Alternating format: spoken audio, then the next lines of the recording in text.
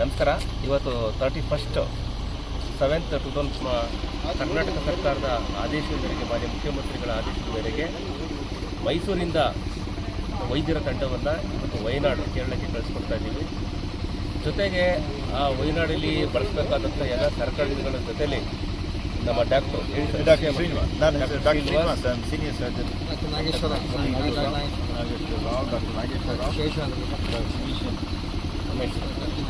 Pharmacy officer ಎಲ್ಲರೂ ಕೂಡ ತಂಡ ಈ ವಯನಾಡಿಗೆ ಹೋಗ್ತಾ ಇದ್ದೇವೆ. ಸರ್ಕಾರ ಏನು ನಿರೀಕ್ಷೆ ಮಾಡಿದೋ ಆ ಪ್ರಕಾರವಾಗಿ ಎಲ್ಲ ಸಲಕರಣೆ ಜೊತೆ ಹೋಗಿ ತುಂಬ ಚೆನ್ನಾಗಿ ಯಾವುದೇ ಜನಕ್ಕೆ ತೊಂದರೆ ಆಗದಂಗೆ ನಮ್ಮ ಕರ್ನಾಟಕದ ಏನೇನು ಮಾಡ್ಬೋದು ಎಲ್ಲ ಕೆಲಸ ಮಾಡ್ತಾಯಿದ್ದೀವಿ. ಇವತ್ತು ಮೈಸೂರು ಜಿಲ್ಲಾಡಳಿತ ವತಿಯಿಂದ ಈ ಒಂದು ತಂಡವನ್ನು ಇವತ್ತಿಂದ ಕಳಿಸ್ಕೊಡ್ತಾ ಇದ್ದೀವಿ. ಧನ್ಯವಾದಗಳು. ನಮಸ್ಕಾರ. ನಾನು ಡಾಕ್ಟರ್ ರವಿಕುಮಾರ್, ತಾಲೂಕು ಆರೋಗ್ಯಾಧಿಕಾರಿ, ಎಚ್ ಡಿ ಕೋಟೆ.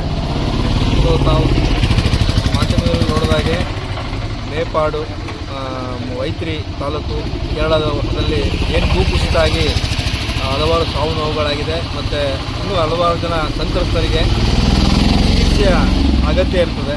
ಅದನ್ನು ಮನಗಂಡು ಇವತ್ತು ಬೆಂಗಳೂರು ಕಮಿಷನರೇಟು ಮತ್ತು ಪ್ರಿನ್ಸಿಪಲ್ ಸೆಕ್ರೆಟರಿ ಅವರ ವತಿಯಿಂದ ಮೈಸೂರು ಜಿಲ್ಲಾಡಳಿತ, ಮಾನ್ಯ ಜಿಲ್ಲಾಧಿಕಾರಿಗಳು ಮತ್ತು DJD ಮತ್ತು DH ಅವರ ಆದೇಶದ ಮೇರೆಗೆ ಇವತ್ತು ಒಂದು ನುರಿತ ವೈದ್ಯರ ತಂಡವನ್ನು ಮತ್ತು ಅಗತ್ಯ ಔಷಧಿಗಳೊಂದಿಗೆ ನಾವು ಇವತ್ತು ಕೇರಳಗೆ ಕಳಿಸ್ಕೊಡ್ತಾ ಇದ್ದೀವಿ. ಸೊ ಈ ಒಂದು ತಂಡದಲ್ಲಿ ಡಾಕ್ಟರ್ ಶ್ರೀನಿವಾಸ್ ಸರ್ಜನ್ ಇದ್ದಾರೆ, ಡಾಕ್ಟರ್ ನಾಗೇಶ್ವರರಾವ್ ಫಿಸಿಷಿಯನ್ ಇದ್ದಾರೆ, ಮತ್ತು ಶೇಷಾದ್ರಿ ಅವರು ಆರ್ಮಿಲಿದ್ದಂಥ ವೈದ್ಯರು, ಮೆಡಿಕಲ್ ಆಫೀಸರು, ಮತ್ತು ಉಮೇಶ್ ಫಾರ್ಮಸಿ ಆಫೀಸರು, ಹೀಗೆ ಮತ್ತು ಅಗತ್ಯ ಔಷಧಿಗಳೊಂದಿಗೆ ಇವತ್ತು ತೆರಳುತ್ತಾ ಇದ್ದಾರೆ. ನಾವು ಇವತ್ತು ಕೇರಳದ ಗಡಿ ಭಾಗವಾದ ಪಾವಲಿ ಚೆಕ್ ಪೋಸ್ಟ್ನಲ್ಲಿ ಮಾನ್ಯ AC ಸರು ಮತ್ತು ತಹಸೀಲ್ದಾರು ಮತ್ತು ಇತರ ಎಲ್ಲ ಸಮ್ಮುಖದಲ್ಲಿ ಇವರನ್ನು ನಾವು ಕೇರಳಕ್ಕೆ ಕಳಿಸ್ಕೊಡ್ತಾ ಇದ್ದೀವಿ.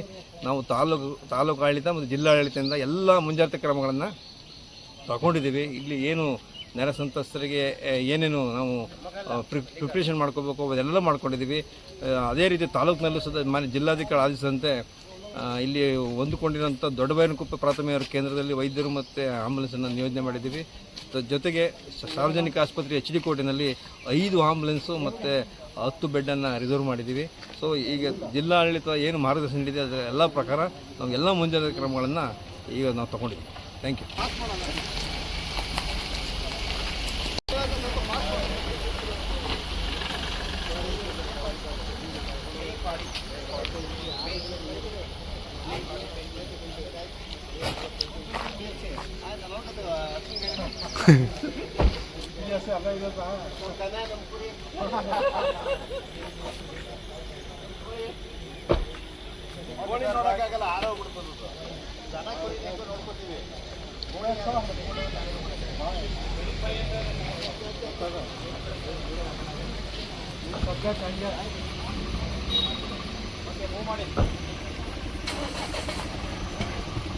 Bye,